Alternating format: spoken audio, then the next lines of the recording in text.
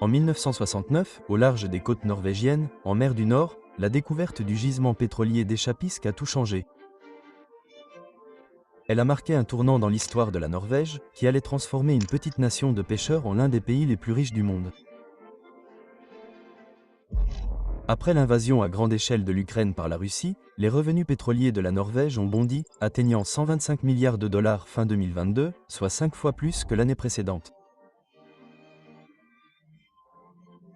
Tous les revenus pétroliers sont versés au fonds de pension du gouvernement, qui est devenu en 2025 le plus grand fonds souverain au monde, détenant 1700 milliards de dollars d'actifs.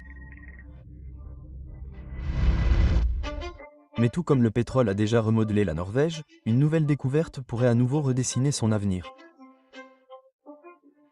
Dans le sud-ouest du pays, des géologues ont découvert des gisements de phosphate estimés à 24 000 milliards de dollars, une ressource qui pourrait faire de la Norvège non seulement une nation riche, mais potentiellement la nation la plus riche de l'histoire de l'humanité.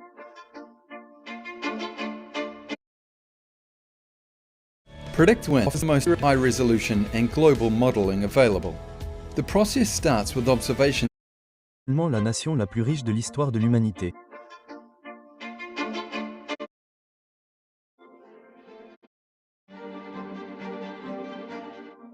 En 1969, au large des côtes norvégiennes, en mer du Nord, la découverte du gisement pétrolier d'Echapisk a tout changé. Elle a marqué un tournant dans l'histoire de la Norvège, qui allait transformer une petite nation de pêcheurs en l'un des pays les plus riches du monde. Après l'invasion à grande échelle de l'Ukraine par la Russie, les revenus pétroliers de la Norvège ont bondi, atteignant 125 milliards de dollars fin 2022, soit 5 fois plus que l'année précédente. Tous les revenus pétroliers sont versés au fonds de pension du gouvernement, qui est devenu en 2025 le plus grand fonds souverain au monde, détenant 1700 milliards de dollars d'actifs. Mais tout comme le pétrole a déjà remodelé la Norvège, une nouvelle découverte pourrait à nouveau redessiner son avenir. Dans le sud-ouest du pays, des géologues ont découvert des gisements de phosphate estimés à 24 000 milliards de dollars, une ressource qui pourrait faire de la Norvège non seulement une nation riche, mais potentiellement la nation la plus riche de l'histoire de l'humanité.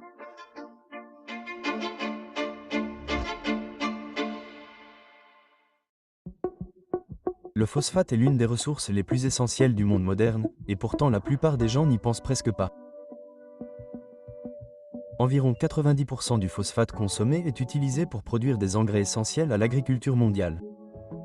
Ces engrais sont essentiels à la culture de plantes qui nourrissent des milliards de personnes. Mais l'importance du phosphate va bien au-delà de l'agriculture. Le phosphate est un composant essentiel d'un type de batterie lithium-ion appelé LFP. La demande pour ces batteries et pour le phosphate dont elles dépendent augmente rapidement. Le phosphate est également utilisé dans les panneaux solaires, les semi-conducteurs et l'électronique de pointe. Le problème est que le phosphate n'est pas réparti uniformément sur la planète. Dans certains endroits, comme l'Europe occidentale, les sols sont naturellement riches en phosphore. Mais une grande partie du monde n'a pas cette chance. Environ 30% des terres arables du monde, dont l'Australie, la Nouvelle-Zélande, une grande partie de l'Afrique et de vastes portions de l'Asie, souffrent de sols pauvres en phosphore. Dans ces régions, les engrais ne sont pas seulement utiles, ils sont absolument essentiels pour maintenir les rendements et nourrir les populations croissantes. Seul un petit nombre de pays contrôle la grande majorité des réserves mondiales de phosphate. Le Maroc arrive en tête avec 50 milliards de tonnes de réserves, suivi de la Chine avec 3,8 milliards, de l'Égypte avec 2,8 milliards, de la Tunisie avec 2,5 milliards et de la Russie avec 2,4 milliards. Ces quelques pays contrôlent l'ensemble de la chaîne d'approvisionnement mondiale et, avec elle, le sort de la sécurité alimentaire mondiale. Pour l'Europe, la dépendance au phosphate est une préoccupation stratégique croissante.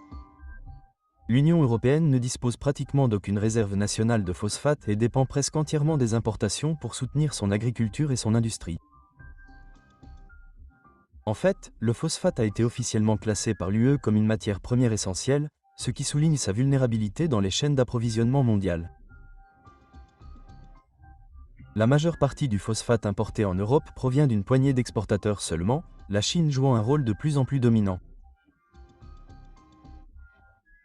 En 2025, la Chine contrôle environ 30% du marché mondial du phosphate, agissant non seulement en tant que producteur, mais aussi en tant que plus grand transformateur de roches phosphatées brutes en engrais finis.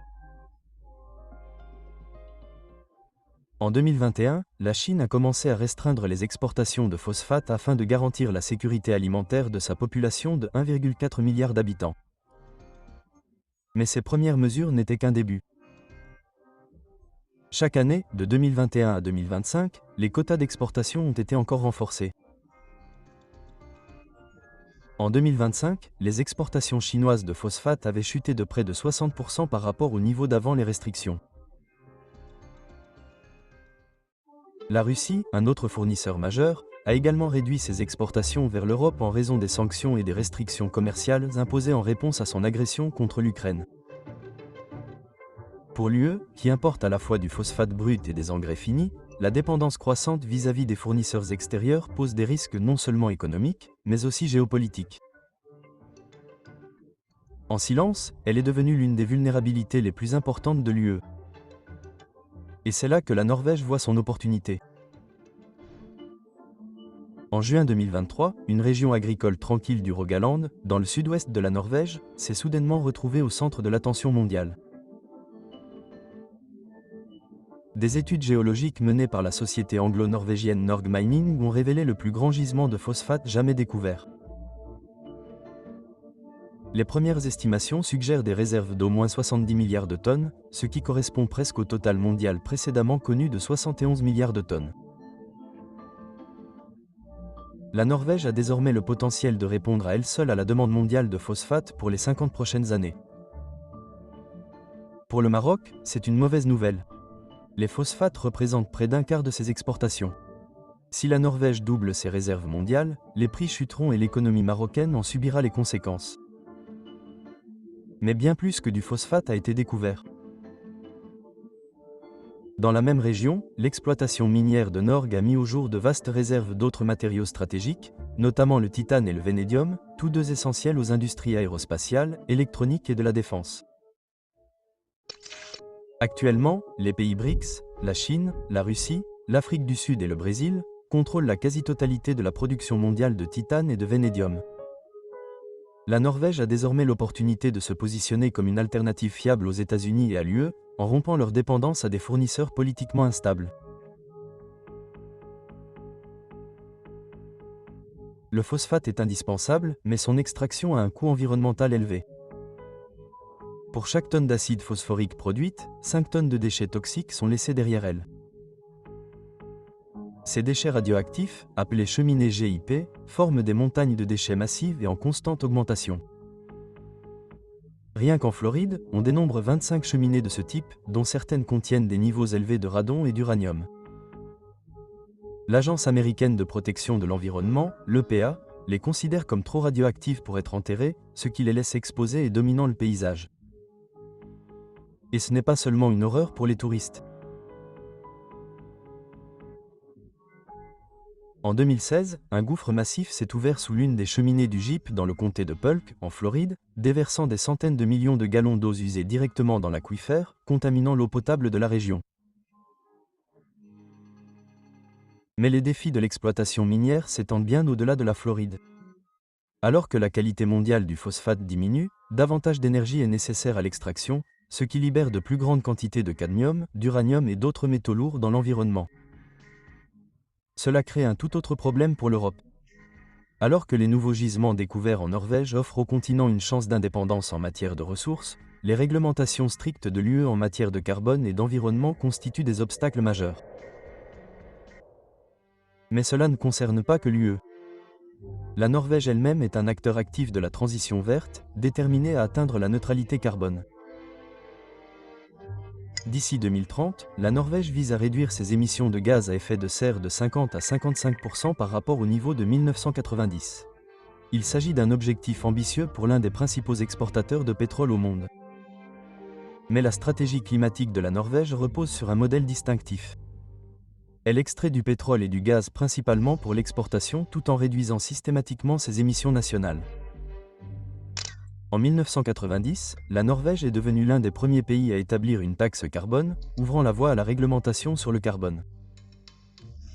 La Norvège a été la première à électrifier une partie de ses plateformes pétrolières offshore, une mesure qui semblait autrefois impensable. Sur Terre, le changement a été encore plus rapide. En avril 2025, 97% des achats de voitures neuves étaient électriques, ce qui place la Norvège en passe de devenir la première société au monde à utiliser entièrement les véhicules électriques. L'hydroélectricité joue un rôle essentiel pour rendre cela possible. Grâce à ses rivières de montagne, la Norvège produit plus de 23 500 kWh d'électricité par personne et par an, l'un des niveaux les plus élevés au monde. En comparaison, les États-Unis produisent environ 12 700 kWh par personne. L'hydroélectricité représente 90% de l'électricité norvégienne, ce qui constitue une base stable et propre pour le système énergétique du pays. Sous la mer du Nord, la Norvège construit tranquillement ce qui pourrait devenir l'une des exportations les plus inhabituelles au monde, un espace pour stocker le carbone. Le pays espère non seulement enfouir son propre CO2, mais aussi importer des émissions de l'étranger, transformant ainsi la capture du carbone en une nouvelle source de revenus. Et l'idée n'est pas aussi farfelue qu'elle pourrait le paraître. Au cours des 30 dernières années, la Norvège a déjà injecté en toute sécurité 25 millions de tonnes de CO2. La preuve que le projet de long navire pourrait s'étendre à l'échelle mondiale. Cependant, malgré ces progrès, de nouveaux défis émergent pour la Norvège. Alors qu'elle s'apprête à exploiter ses vastes réserves de phosphate, la question est de savoir comment continuer à traiter à faible émission de carbone. Normining s'est engagé à intégrer des technologies de capture du carbone dans ses futures installations de traitement du phosphate.